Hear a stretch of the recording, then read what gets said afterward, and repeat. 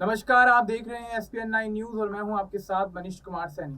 लोकसभा चुनाव के बीच सत्तारूढ़ दल और विपक्ष के बीच आरोप प्रत्यारोपों का दौर जारी है।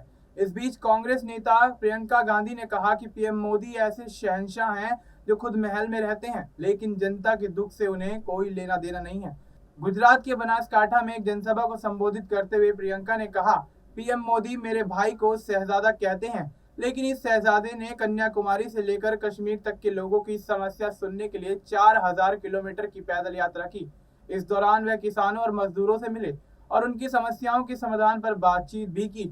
इससे पहले गुजरात में ही एक जनसभा को संबोधित करते हुए पीएम मोदी ने राहुल गांधी पर निशाना साधा था। उन्होंने कहा था कि पाकिस्तान चाहता है कि भारत का अगला प्रधानमंत्री शहजादे को बनाया जाए। इसके जवाब में प्रियंका गांधी ने कहा कि चुनाव भारत में हो रहे हैं और बात पाकिस्तान की हो रही है। देश के प्रधानमंत्री द्वारा निचले स्तर की राजनीति की जा रही है। प्रियंका ने कहा कि शहंशाह मोदी महलों में रहते हैं तो वह कैसे जनता की परेशानियों को समझेंगे। पीएम नहीं समझ सकते कि जनता महंगाई के बोझ तले दबी हुई है। प्रियंका ने कहा कि भाजपा नेता दावा करते हैं कि अगर उनकी सरकार फिर से सत्ता में आई तो देश का संविधान बदल जाएगा। जब वे संविधान बदलने की बात कर रहे हैं तो इससे साफ है कि वह जनता को दिए गए अधिकारों को भी खत्म कर देंगे। प्रियंका ने आगे कहा कि अगर आप मोदी सरकार के पिछले कामकाज पर नजर डालेंगे तो आपको साफ पता चल जाएगा कि इन्होंने जनता को दिए गए संवैधानिक अधिकारों को कमजोर करने का काम किया है। उन्होंने कहा कि भारत के संविधान में समानता की बात कही गई है, लेकिन प्रधानमंत्री खुद कहते हैं कि समानता के लिए लड़ने वाले लोग संविधान विरोधी हैं। कांग्रेस नेता ने सवाल किया कि आखिर क्यों प्रधानमंत्री गुजरात से चुनाव नहीं लड़ रहे हैं। ऐसा इसलिए क्योंकि उन्होंने राज्य की जनता का इस्तेमाल किया और फिर सब कुछ भूल गए।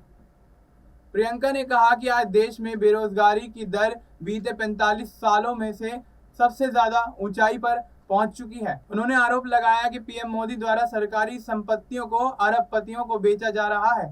सरकारी नौकरियों के निजीकरण की वजह से देश में बेरोजगारी बढ़ गई है, लेकिन इससे सरकार को कोई मतलब नहीं है। उन्होंने कहा कि देश में सारी नीतियां अरबपतियों के लिए बनाई जा रही हैं। प्रियंका गांधी ने चुनावी बॉन्ड पर कहा कि सरकार द्वारा भ्रष्टाचार के लिए एक नई योजना लाई गई है।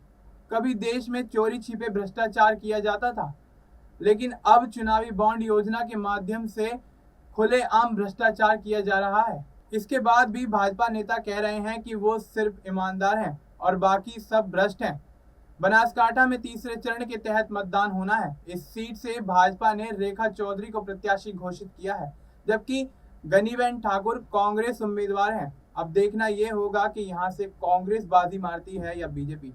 देश और दुनिया की तमाम बड़ी अपडेट्स के लिए आप देखते रहिए SPN9 न्यूज। मिलते हैं आपसे अगली वीडियो में, तब तक के लिए नमस्कार।